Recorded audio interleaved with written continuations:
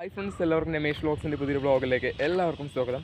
അപ്പോൾ നമ്മൾ ഇന്ന് വയനാട്ടിലാണുള്ളത്. വയനാട്ടിൽ വന്നിരിക്കുന്നത് എന്ന് വെച്ചാൽ നമ്മൾ അന്നമ്മച്ചേട്ടത്തി സ്പെഷ്യൽ എന്ന ചാനലിൽ ഒരു ഇൻ്റർവ്യൂവിന് വേണ്ടി വന്നതാണ്. പക്ഷേ അന്നമ്മച്ചേട്ടത്തിക്ക് വയ്യ, പനിയാണ്. അപ്പോൾ നമ്മൾ നേരെ നമ്മുടെ സ്വന്തം അബു സലീമക്കയുടെ ഹോട്ടലിൽ ഭക്ഷണം കഴിക്കാം. അപ്പോൾ ഒരു വീഡിയോ ചെയ്യാൻ വേണ്ടിയിട്ട് നമ്മൾ നേരെ ഇങ്ങോട്ടേക്ക് വന്നിരിക്കുകയാണ്. അപ്പോൾ നമുക്ക് നേരെ പോയി അബു സലീമക്കയുടെ ഭക്ഷണം കഴിച്ച് വീഡിയോ ചെയ്യാൻ പറ്റും.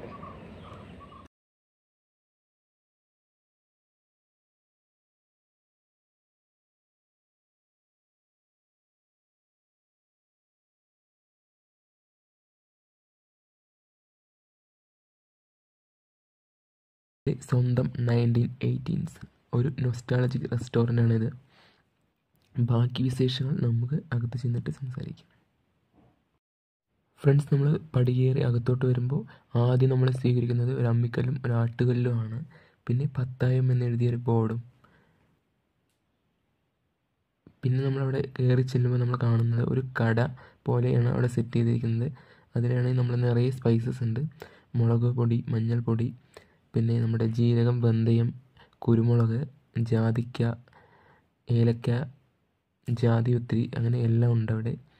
പിന്നെ ചായപ്പൊടി. പിന്നെ ഞാൻ ഈ ഹോട്ടലിൽ പുറത്തായിട്ട് നമ്മൾ കണ്ടൊരു കാഴ്ചയാണ്, ഒരു ബോർഡിൽ നിറയെ ഫോട്ടോസ് തൂക്കിയിട്ടുണ്ട്. അതിലാണെങ്കിൽ അബു സലീമക്കയോടൊപ്പം വന്ന് ഭക്ഷണം കഴിച്ച ആക്ടേഴ്സിൻ്റെ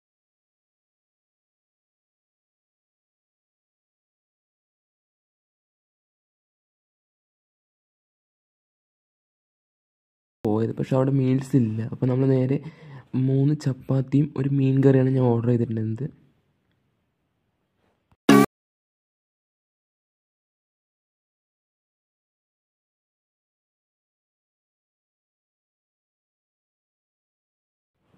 ഫ്രണ്ട്സ്, ഞാനപ്പോൾ മീൻ കറിയും ചപ്പാത്തിയും കഴിക്കാൻ തുടങ്ങി കേട്ടോ.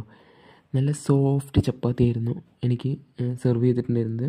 പിന്നെ നല്ല അടിപൊളി മീൻ കറിയും. മീൻ കറി കുറിച്ച് പറയുകയാണെങ്കിൽ എനിക്ക് ഒരു രക്ഷയില്ല.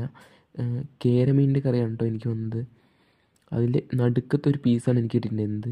ആ മീനിൻ്റെ പീസ് ഇങ്ങനെ അടർത്തിയെടുത്ത് വായിലേക്ക് വയ്ക്കുമ്പോൾ നല്ലൊരു അനുഭവമായിരുന്നു കേട്ടോ. കാരണം അതങ്ങനെ അലിഞ്ഞു പോകുന്നുണ്ടായിരുന്നു. നന്നായി വെന്തിട്ടുണ്ടായിരുന്നു മീൻ കറി, മീൻ. പിന്നെ നന്നായിട്ട് ചപ്പാത്തി നല്ല സോഫ്റ്റ് ചപ്പാത്തി ആയിരുന്നു.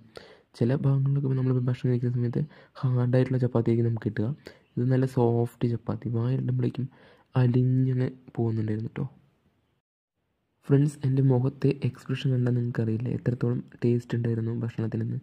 ഞാനിങ്ങനെ ആസ്വദിച്ച് കഴിച്ചു വന്നുകൊണ്ടിരുന്നു കേട്ടോ. അപ്പോഴാണ് ഓരോ മീനായിട്ട് ഇങ്ങനെ അടർത്തിയെടുത്ത് നന്നായിട്ട് കഴിച്ചുകൊണ്ടിരുന്നു. ചപ്പാത്തിയും അതിനോട് മിക്സ് ചെയ്ത് കഴിച്ചു. പിന്നെ ആ ഗ്രേവിയാണെങ്കിൽ പറയാനില്ല, ഒരു രക്ഷയില്ല കേട്ടോ. കറക്റ്റ് സ്പൈസസ് ഇട്ട് കറക്റ്റായിട്ടുള്ള ഗ്രേവി ആയിരുന്നു അത്. അപ്പോൾ ഗ്രേവി ലൈറ്റായിട്ട് ഒഴിച്ച് അങ്ങനെ ഞാൻ ഭക്ഷണം കഴിച്ചുകൊണ്ടിരുന്നു കേട്ടോ, ആസ്വദിച്ച് കഴിച്ചുകൊണ്ടിരുന്നു. ഫ്രണ്ട്സ്, നിങ്ങളെപ്പോഴെങ്കിലും വയനാട്ടിലേക്ക് വരിക, ഒരു ട്രിപ്പ് വരികയാണെന്നുണ്ടെങ്കിൽ നേരെ ഹൈവേയുടെ അടുത്തുള്ള കൽപ്പറ്റയുടെ ഹൈവേയുടെ അടുത്തുള്ള ഈ ഹോട്ടൽ നിങ്ങൾക്ക് ഞാൻ സജസ്റ്റ് ചെയ്യണം കേട്ടോ. 1918s ഒരു പഴയ തറവാട്ടിലിരുന്ന് ഭക്ഷണം കഴിക്കുന്ന ഒരു ഫീലിങ്ങോടെ നമുക്കിരുന്ന് ഭക്ഷണം കഴിക്കുകയും ചെയ്യാം. അവിടുത്തെ ആംബിയൻസ് ആസ്വദിച്ച് ഭക്ഷണം കഴിക്കുകയും ചെയ്യാം. പിന്നെ അവിടുത്തെ സ്പൈസസ് നിങ്ങൾക്ക് മേടിച്ചുകൊണ്ടും പോവാം. അതിനുള്ള ഓപ്ഷൻ കൂടി ഉണ്ട് കേട്ടോ അവിടെ. ഫ്രണ്ട്സ്, ഞാനങ്ങനെ ഒരു പഴയ തറവാട്ടിലിരുന്ന് ഭക്ഷണം കഴിക്കുന്ന ഒരു അനുഭൂതിയോടെ ഞാനങ്ങനെ ചപ്പാത്തിയും മീൻ കറിയും കഴിച്ചുകൊണ്ടിരുന്നു കേട്ടോ. ഏകദേശം എൻ്റെ പ്ലേറ്റ് കാലിയാവാനായി. അപ്പോൾ ഞാനങ്ങനെ ആസ്വദിച്ച് കഴിച്ചുകൊണ്ടിരുന്നു. ഒരു പഴയ തറവാട്ടിലിരുന്ന് ഭക്ഷണം കഴിക്കുന്ന ആ ഒരു അനുഭൂതിയോടെ അങ്ങനെ കഴിച്ചുകൊണ്ടിരുന്നു കേട്ടോ. പിന്നെ ഒരു ഗ്ലാസ് കരിങ്ങാലി വെള്ളം ഉണ്ടായിരുന്നു, അതും കുടിച്ചു.